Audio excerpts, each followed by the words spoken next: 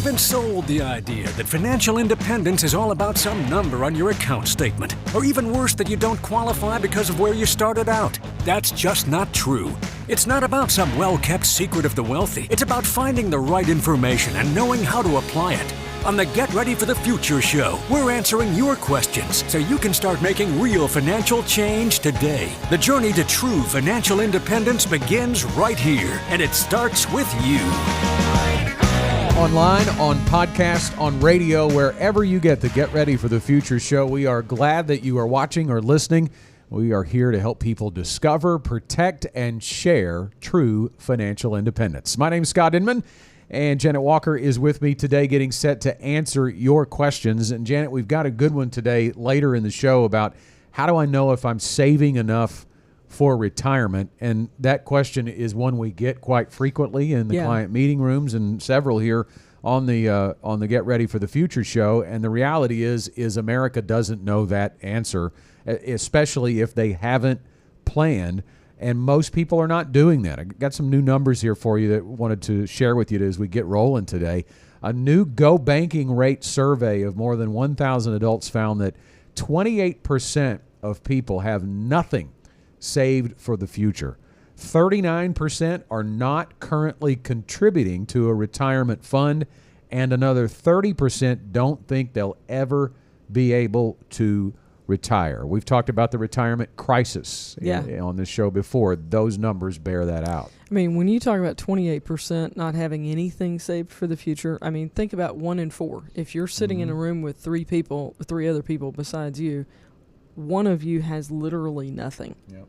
That's a little bit mind-boggling for me. But Scott, you were talking about the question of do I have enough, and that being a very common question. I would say that is probably the catalyst for most people to come in here, is to get that answer, and they're looking at each other as husband and wife and going, are we going to be able to do this? And we're at the point where we want to retire, but do we have enough? Yep. And certainly if you have nothing, you know the answer is no, I don't. But when you get $500,000, $600,000, you know it's your nest egg. You know you've done well saving, but you don't know is it going to be enough. Put some more legs on those numbers. 71% have $100,000 or less. I'm sorry. 71% have $100,000 or less. 10% are between 50 and 100. 33% have less than 50, and 28%, as we mentioned, had none. And according to the Federal Reserve, the median retirement account savings for households between ages 55 and 60 is roughly $185,000. So those are people that are right up on the door of retirement, and certainly $185,000. While it's a lot of money, it is not a lot of money when it comes to retirement. All right, so we'll get into that question about how do I know if I'm saving enough. But first up on the show today is Sammy from Little Rock. I'm 60, and I've got $700,000 saved for retirement. Way to go, Sammy, on that. When should I look at claiming Social Security, and how does that fit into the whole picture? Well, first, Sammy, thanks for asking us. Let me say this right off the bat. A lot of people get their Social Security advice around the water cooler. Now that's an analogy we use for people around them, their coworkers, their family, and their friends. If you are going to take Social Security advice from family, friends, or coworkers, stop doing that right now. And start by asking a financial professional, particularly a financial planner. And we're going to get into when to claim. A lot of people believe, Janet, that you should start as early as you can because it may not be there. Well, let's start with that conversation really quickly to get that out of the way. It's going to be there. It has to be there. Well, and the reason people do that is they're going, hey, this is a government system. I don't really trust what they're doing. But here's the thing that you can trust about our government is your elected officials want to be re-elected. And that is probably the most important thing to most of them, not all, but to many of them, that is very important. And when you look at Social Security, if they fail to fix this, then they're not going to get reelected, and they know it. And so, Scott, the other thing that I would say in this area of the conversation is that they have fixed it before and elongated the process of how long it was going to last. But people didn't realize, but when you think about, the full retirement age used to be age 65. Well, then they've spread it out to where it goes up to age 67. That was a fix to the Social Security platform.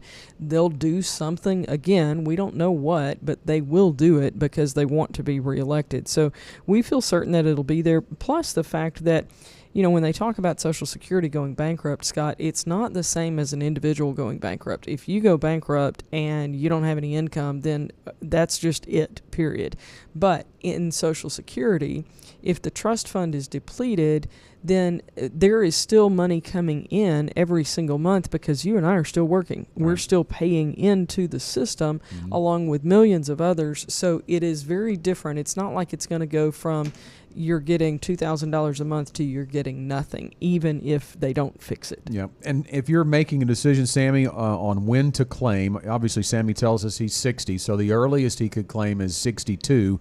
One of the things you have to know there is, are you going to retire at 62? Because if you're not, then it probably isn't going to be the best claiming strategy to start taking the income from Social Security, the benefit from Social Security at age 62, because there are earnings limitations on that when you take an early benefit. Meaning, if you make income through an employer, through a job, reportable income, the limitations are $22,320 in 2024. In other words, if you're 62 and you take Social Security and you make more than $22,320, they'll actually reduce your benefit $1 for every $2 that you are over that $22,320. So in most cases, it's not going to make sense if you're going to keep working.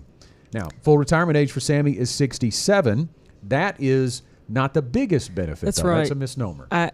As a former teacher, I used to tell my kids all the time, whether it's my students or my actual children, I would tell them, look, if there are bonus points available, you need to go for them. Don't leave those sitting on the table. And the same thing is true of Social Security. There are bonus points available, okay?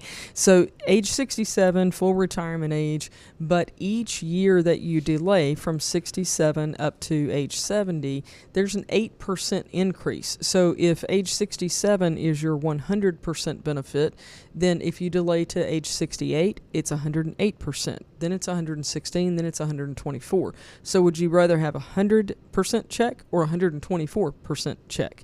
And that's not all there is to it. Obviously, it's not always just delay and get the bigger check. There is more that needs to go into this decision that you're making as a household. But it is important to know that full retirement age does not mean the biggest check. Yeah, and once you reach full retirement age, that earnings limit goes away. So at 67, you can still work and claim Social Security. So that's out of the way. And then another question for Sammy is he doesn't tell us if he's married.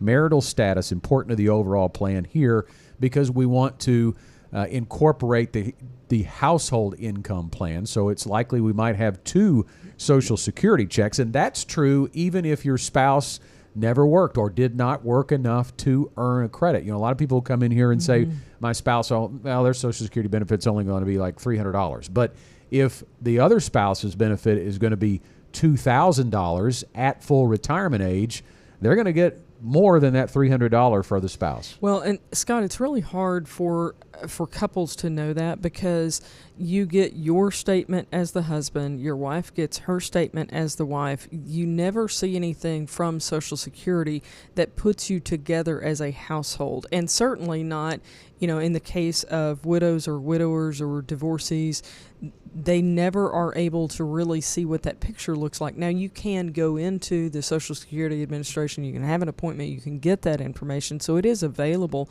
but it's not going to come to you in the mail. And so we ask our clients to do a little bit of homework from time to time to be able to gather this information so that we can help them go through the planning process and determine, really, Scott, the best planning approach for their household. It is not really an individual decision. Yeah, and we certainly don't have the time to go over all of the considerations, but Janet alluded to it there.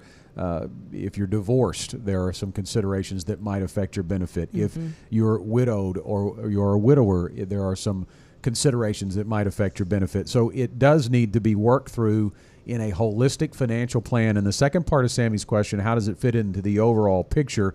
you need an overall retirement income plan, and Social Security is one, maybe the only foundational income that you'll have in retirement, meaning it's not going to run out, it's not going to be subject to market fluctuation, it's guaranteed for the rest of your life, and that is a foundational piece to the puzzle when it comes to building an overall income plan. So I would say, Sammy, reach out to a financial advisor, one who plans. We do that here at GenWealth. If you'd like to reach out to us, you can call us toll-free, 866-653-PLAN. That's 866-653-7526. Our next question is from Mitch in Bryant. How could a part-time job or side gig impact my retirement plan? For context, I'm 58 and looking to at least partially retire by 62. I've got $275,000 in my 401k and another $450,000 in other savings and investments. Okay, so Mitch, we're going to have to take this as a two-parter, because when he asked how could a part-time job or side gig impact his retirement plan, we're not entirely sure if he's asking before I retire or after I retire, so we're going to cover both. Yeah, so if you're still working, really this gives you, Mitch, a very good opportunity to kind of get your financial house in order. And it may not be out of order, but to get it in a better place, we'll say. So if you think about if you have debt, even at this point, including your mortgage, that's not something that we really focus a lot on paying down early in life, but we would ideally like for your mortgage to be gone by the time that you retire. It gives you a lot more flexibility at that point. So if you're able to take that extra income from your side gig and focus on paying off debts and also supplementing your retirement accounts. It may be that you're in a situation where you're not maxing out a 401k. Maybe you're maxing out the match, but not the most that you could contribute. So maybe you utilize, if your side gig probably doesn't have a retirement plan, that's the way those usually are. If you don't have that available to you, you can actually increase what you're contributing through your primary job to your 401k or whatever retirement plan you have, and then use the side gig money to live off of. So there's a lot of flexibility there to just move you forward if we're talking about a side gig prior to retirement. And then at retirement, he's saying he's at least partially going to retire by age 62. You know, I was in a client meeting just yesterday with a 44-year-old client, and you know, it's a little farther off. The distance is greater there. And he's having a hard time determining exactly what that retirement date is going to be for him. But he told me in that meeting, he said, by age 60, I don't want to be doing this. Mm-hmm. Okay, so now we're talking about two different things. We're not necessarily talking about retirement. We may be talking about, I think we are talking about financial independence, which means by 60, we've now got a clear, definitive plan for him to be financially independent. If he chooses not to work at all, then he is retired, but he may want to do something else to supplement. And we can make a plan that shows Mitch both options. What would it look like if I cold turkey retire at 62, right? I'm done, and I'm living completely off Social Security and my investments.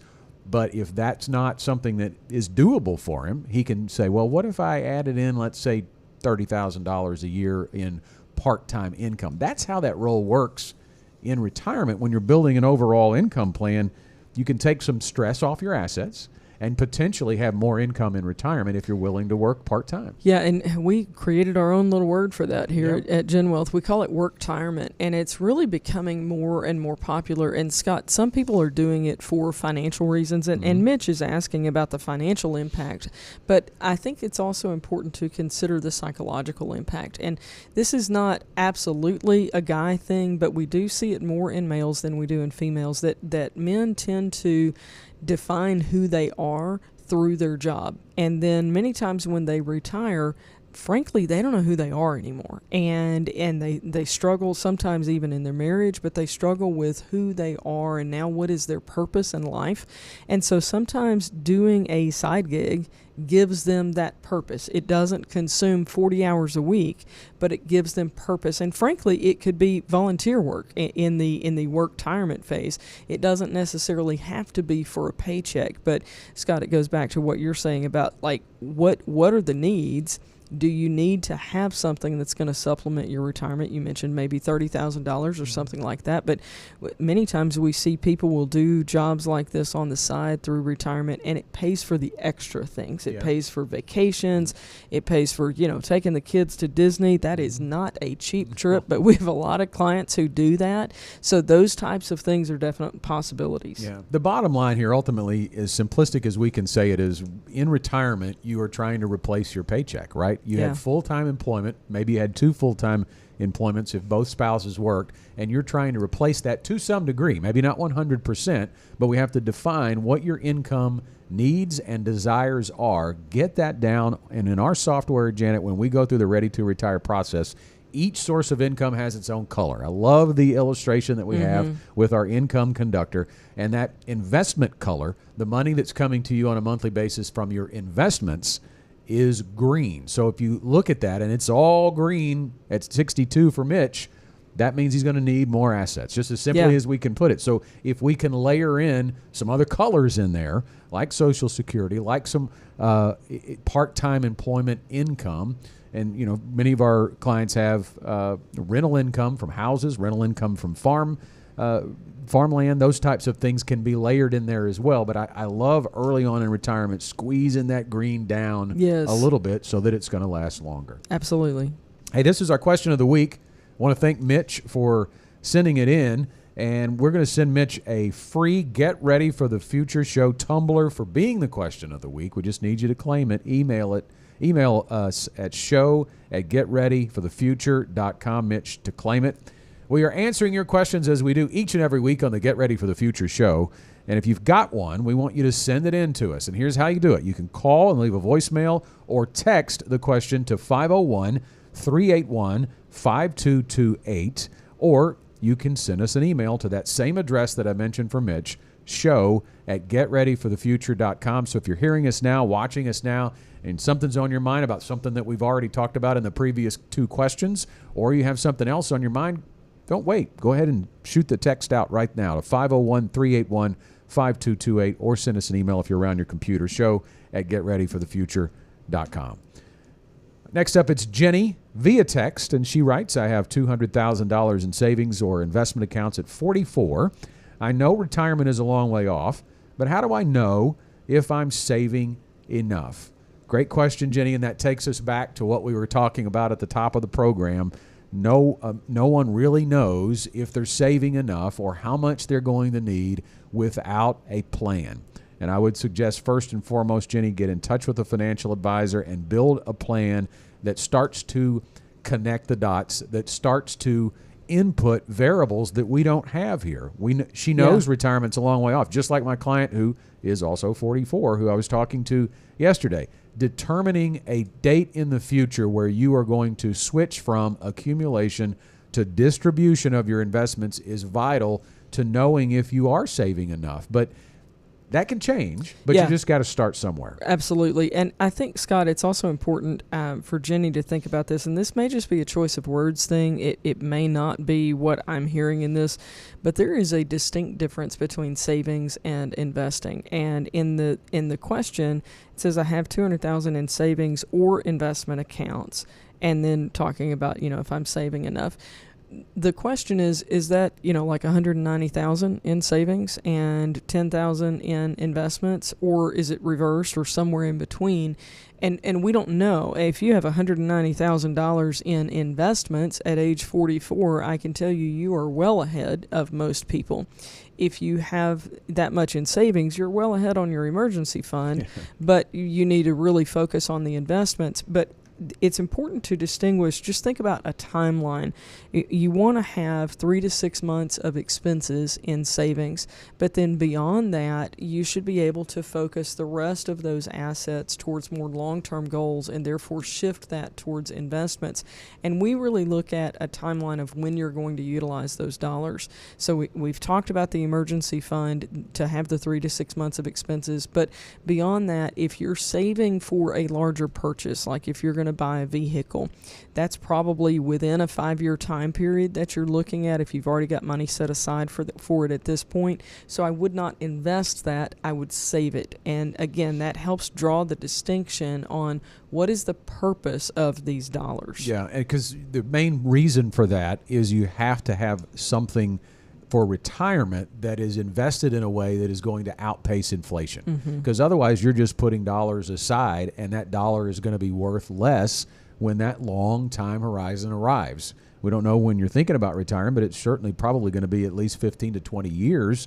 And Jenny, if you put $1 into that money market account that right now looks pretty good. Right now it may be outpacing inflation, but over the next decade and a half to 2 decades, that's not going to be the case. History tells us that. So the growth strategy, which really the only 2 asset classes that have outpaced inflation over a long period of time, historically speaking, are equities and real estate. So looking at asset classes that can grow so that you'll have beaten inflation by the time you arrive at retirement and can replace your income is key there. But she is talking about how does she know if she's saving enough, really not talking about the investments. And I think it's important to point out your contribution rate is more important. Studies have shown this is more important than your rate of return. Yes. You certainly want to be in a growth strategy, but too many people get caught up on, did I beat the S&P 500? Did I get 9% when it got 8? And did I get 7% when it got 8? And am I failing? My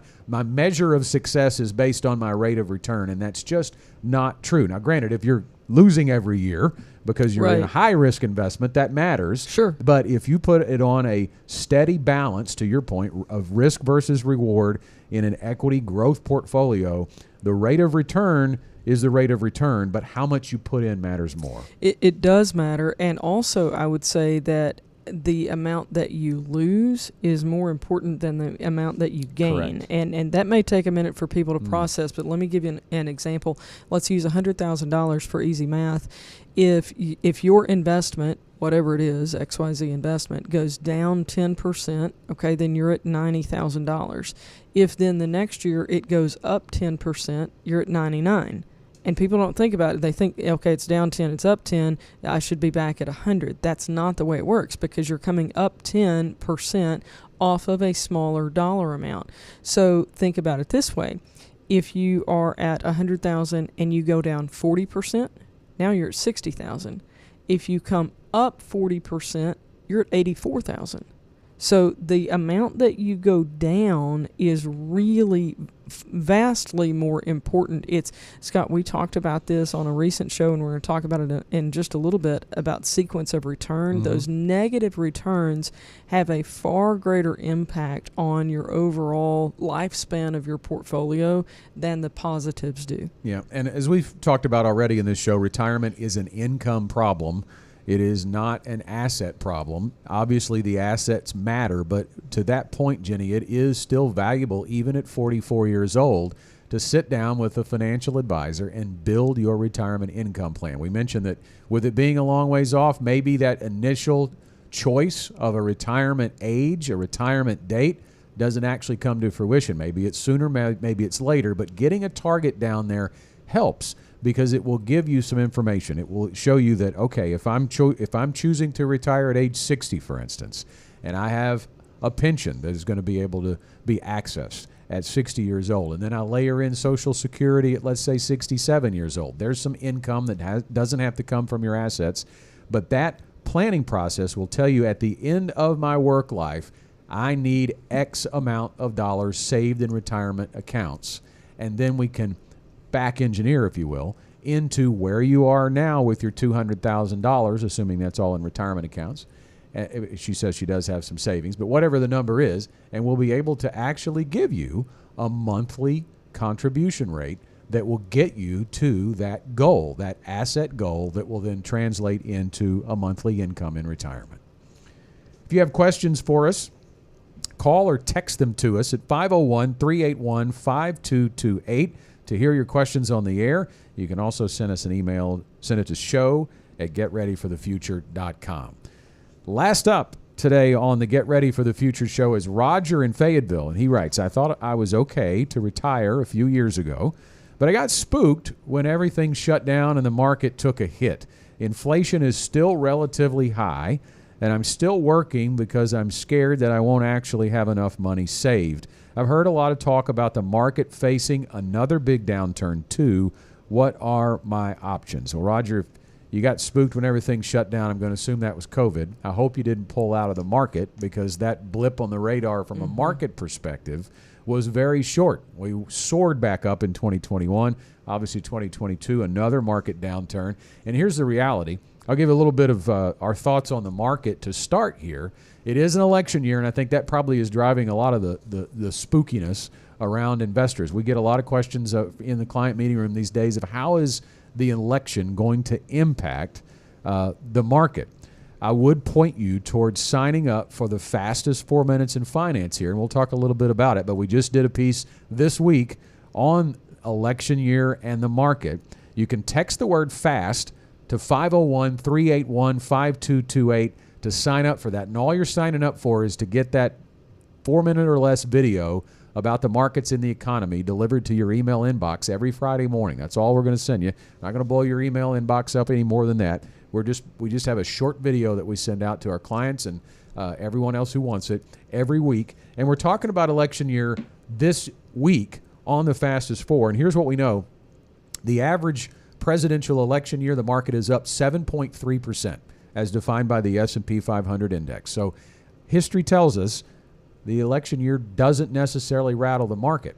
And in fact, when it's up ahead of Super Tuesday, when there's some definitiveness on who the candidates are, that's where you get the most of your kick as a general historical look at the S&P 500. So there's not necessarily going to be a downturn, but I'll balance that, Janet, by saying there is always one coming. Yeah. In fact, it is very common, even if the election year does end up being higher, that we'll have a correction somewhere along the way. Yeah, I mean, when you look back historically, Scott, at any, I'm just going to generically say market or any investment, it is not just, okay, we were at $2 a share, then 4, then 6, then 8, then 10. It doesn't work that way. It is always going to have some up and down movement, and you've got to determine what assets, not all of them, but what assets you're okay with exposing to that type of change over time. And Scott, this is something that it didn't really hit me when we talked about this question before the show, but I want to take a moment to talk about, it really hit me when he talks about being spooked, and that he's basically kind of sitting on the sidelines, and he's scared to retire. And y'all, that's a big deal. And I'm going to go back. I know he's probably not talking about this because it's so many years ago, but I'm going to go back to 2008 because it's the worst that we've seen in my career in terms of a downturn percentage-wise. And we saw people sit on the sidelines for years. And people wouldn't come in to see us. That, it wasn't, I mean, they weren't our clients. Our clients were fine. But I'm talking about people who were listening to the show, and they would listen and listen and listen and just kept going to work one day after the next and 1 year after the next.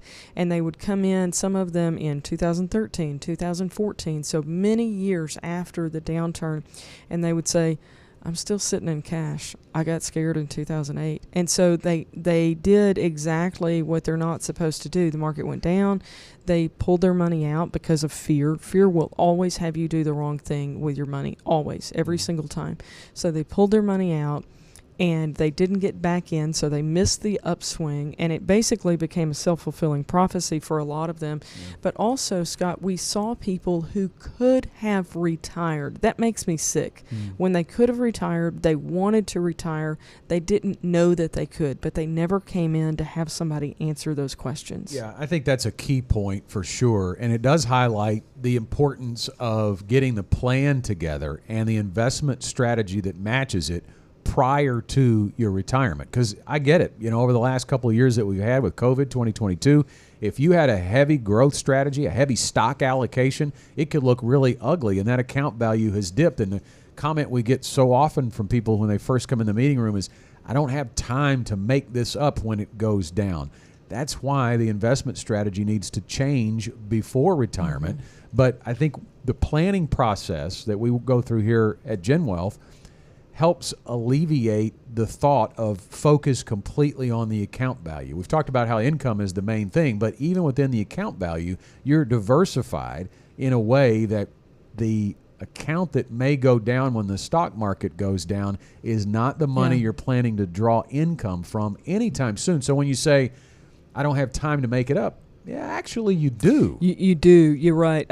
Scott, we have a relatively new team member that I was going through this with today, in fact, and I wrote on his whiteboard, it's all about the buckets and a big exclamation mark, because when people ask about return, and maybe it's that they're scared about what the market's doing, or maybe it's that they're shopping return, it tells me that they don't understand this approach to retirement income, and it's critical. It is the reason, Scott, that I sleep at night very comfortably with the thousands of clients we have in retirement, knowing that I'm not worried about whether they're going to get their next paycheck. Right. Because we've got these buckets set up so that the money that you're using for income is very conservatively invested. You don't have to worry about the volatility in that bucket.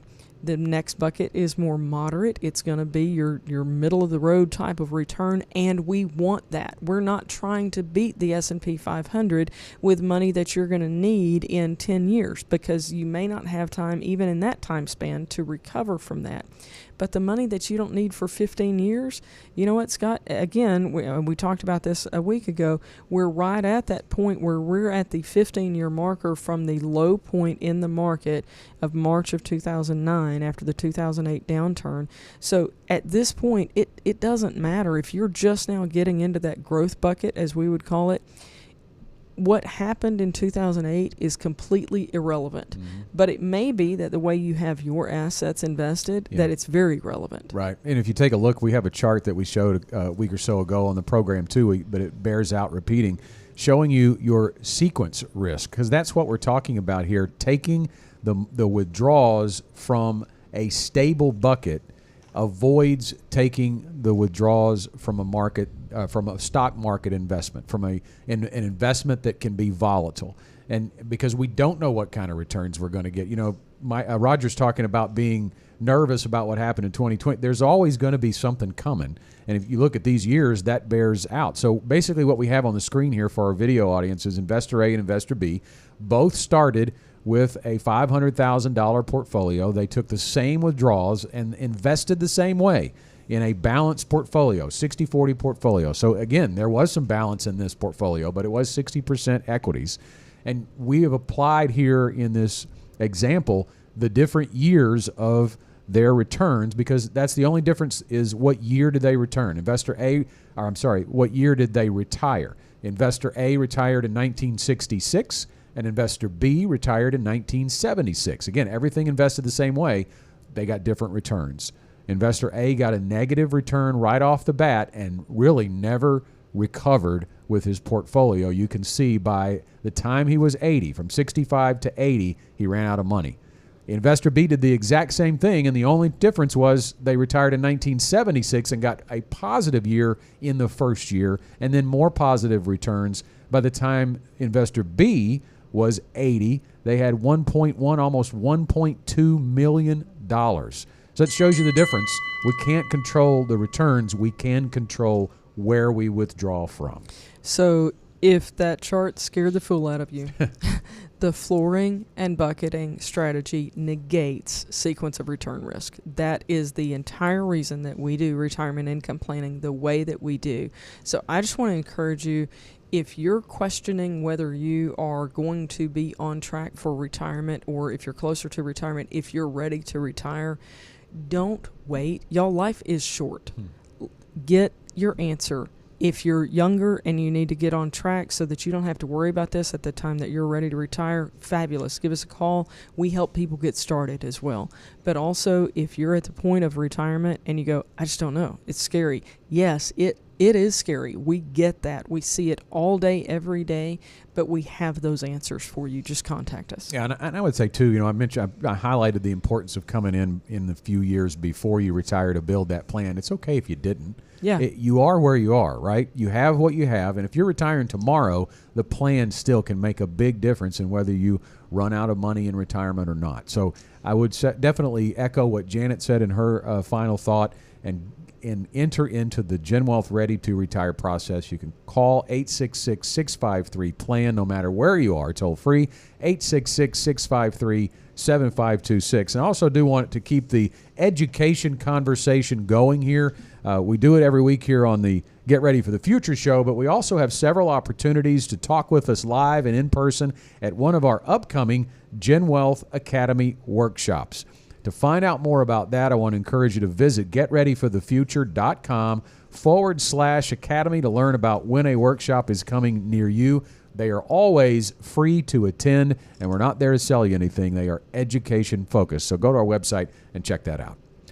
And that's all the time we have for this week's show. I want to thank everyone who sent in a question, and I want to remind you again, you can send in yours. Call or text them to us at 501-381-5228, or send us an email. Send it to show@getreadyforthefuture.com. We'll see you next week. The GenWealth Financial Team is available to you 24/7 at info@getreadyforthefuture.com, or call our offices at 866-653-PLAN. That's 866-653-7526. You should personally consult a financial advisor before making any investment, and no strategy can assure success. Securities offered through LPL Financial, member FINRA SIPC. Investment advice offered through Independent Advisor Alliance. Independent Advisor Alliance and GenWealth Financial Advisors are separate entities from LPL Financial.